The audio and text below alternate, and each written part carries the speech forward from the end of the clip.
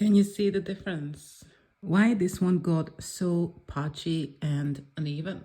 Because I used the right tools in the wrong way, and I used too much product and I didn't get that blending I wanted. This is the baby boomer result most beginner nail technicians trying to achieve. Today I'll show you the technique I use to create this soft baby boomer blend, so the sponge trick that makes the process much easier. So the secret is that I use two different sponges, and that's how I can achieve this very beautiful and soft blend. These are the two sponges that I'm going to use, and I'm going to use a white gel polish for the first layer, and I'm going to use white art gel for the second and the third layer. In this video, I'm going to make a bad one and I'm going to make a good one, and you're going to see the huge difference. I'm going to use exactly the same products and tools, but you can see the technique will be everything. This is the bad one, so I already make the first mistake, and with the right one, I'm gonna put on a matte top coat and I'm gonna cover the whole surface, and it will have to go into the lump for at least for 1 minute. If you put it in for less, it won't work the right way. What we have to know about these makeup sponges, that only these sides are working. If you turn them on the side, probably you can see that this kind of sponge is a completely different from here. So if you want to apply anything here, it won't work at all. I'm going to apply my first coat of gel polish into here because I'm going to need a clear part as well. But I'm going to work on this sponge because you're going to see the white better.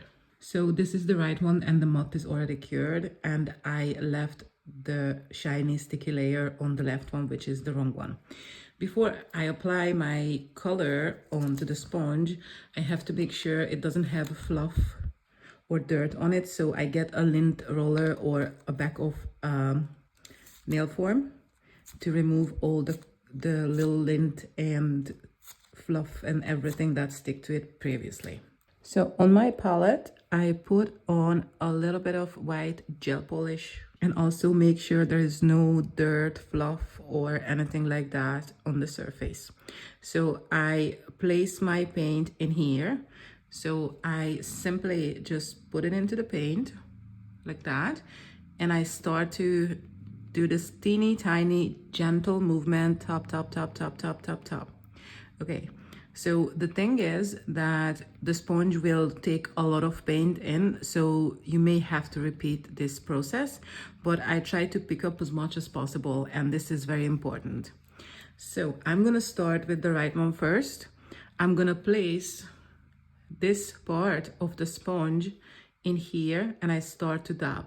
But you can see it looks like a lot, but we don't have to worry because we're gonna work it out. So carefully, slowly. I'm not going really hard because if I go really hard, the paint will go everywhere. And now you can see it started to get more soft. So this is what I wanted to achieve. And the other very important thing is that that's why I need this clear place on the top of the sponge, because that's the second color, which is in this case an invisible color. So the clean sponge without gel polish on it will help me to achieve this smooth blending. Okay, so here we are. We just carefully and nicely top, top, top. If I want to show you from the side, it looks like this. Gentle, small movements, and not just one spot. I keep moving left to the right and up and down a little bit. That's how you're going to achieve this smooth blending.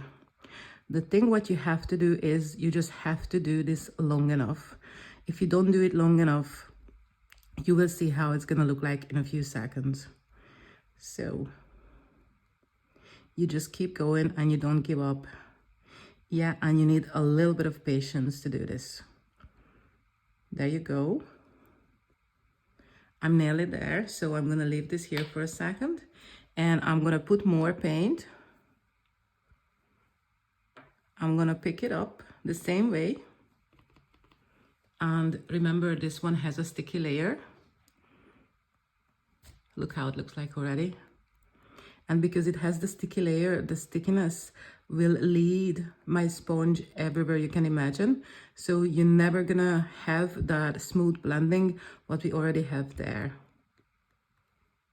You absolutely achieved nothing at all. These are very thin layers, 30 seconds is more than enough in the lump. So the first layer went up to this level, okay?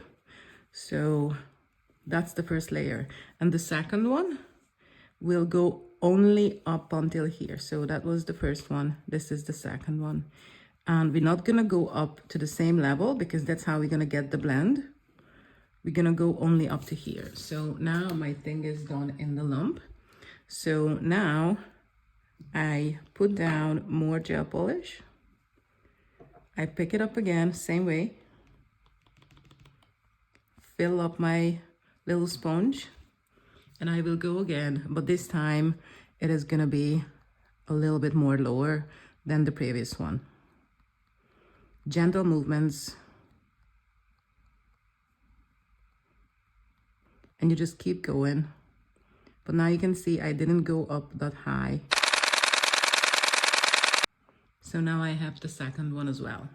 When I messed up the other one, I used the small sponge and I started to create the second layer.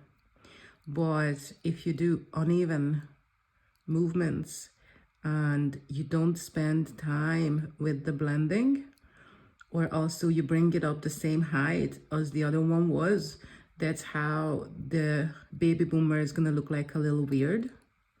And now you can see it that it's not blending at all. I know it still looks like nothing, but we have to trust the process. So now we're gonna start the third layer. So now I'm gonna use the art gel. This is a very pigmented painting gel and it actually doesn't need a top coat. And that's when I'm gonna pick up this smaller one and I'm gonna pick up like not too much, not too little amount of paint. And before I start to work on my tips, I start to dab until I can see it's smooth. But because I started with a brand new one, I know the sponge will take in a lot of paint. So I can repeat this one more time and I keep dab, dab, dab, dab, dab. And the secret is gently, not like this, because if you do this really, really heavy-handed, that's when the paint will splash all over the place. And that's how your ombre will be uneven, okay? So that's what we needed. So this is the good one. So I start from here, gentle movements. I'm going from left to right, from right to left, and I build up the third, which is gonna go up until here. Obviously it depends on how big the nail is you're working on, but that's how we go layer by layer. And because the layers are very thin, they will basically overlap each other, and that's how you're gonna get the blending. So if it comes to baby boomer, the layers have to be very thin, very light. And because I'm gonna build up more layer at the end, that's how you're gonna get the gradient. There you go. And I'm really just working on the bottom. And I have to warn you guys that this technique will pick up a lot of paint. And now here's the wrong one. I'm gonna do exactly the same thing. And you can't even see any kind of gradient at all. And one of the biggest mistake was to keep the sticky layer. So basically, if I had to fix this, I would just start it over. Of course, the next layer would be the fourth layer, and it can have a fifth if the nail is longer. Obviously, if you want your baby boomer start a little bit lower, you're not gonna need this many, but that's the theory. Like I have a very thin, one very thin layer, the second very thin layer, and the third and the fourth. And because you keep going with the layers, they kind of gradually overlap. So this will be the whitest part, and this will be the nude part, and this will be a little bit nudish white, a bit more nudish white, and a bit nearly just white, a little bit of nude, and the pure white. So this is the good one, and I'm planning to do a final layer. And I'm only gonna work on the very bottom of the tip. And even if you feel it too, you can repeat the same layer just to make the white even more white. And in here, when you are at the very bottom, you really need the small one, because if you had the big one, you wouldn't be able to achieve this gradient. And this is the wrong one. And that's the final layer for this too. There you go. Let's go back to the good one for a second. If you think that you put on too much white and you couldn't work out the gradient, you get the side of it that is completely clear, and really gently and carefully you dab on the line that think it's like harsh, because if you have a clean brush, it can take off the paint from the surface. So if you want to fix, you can fix it like that. And now this is the bad one, and at the end, of course, we apply top coat, which is a shiny one. And I'm gonna get the right one, and I'm gonna apply the top coat as well. Here's the good one, so I'm going to do the same thing, apply top coat. So here is our end results. This is the wrong one, this is the right one. I really hope you can see the difference, because I think the difference is huge. What I could really tell that, because the first layer needs that beautiful blending, a longer, bigger brush will make it work for you. If you try to achieve the blending with the small one, it's not big enough, not good enough to achieve that really smooth blending first. Obviously, once you get to the bottom of it, the small brush will be your friend, and this one will not do the job. But if you do these two sponge technique, I'm nearly 100% sure you can achieve better results than however you tried before. Always remember, this technique won't work on sticky layer, so please put on matte top coat, otherwise you only gonna achieve patchiness. It will be patchy, and you're not going to be able to achieve the blending, because the sticky layer will mislead your brush, and the paint will go where you don't want it to be.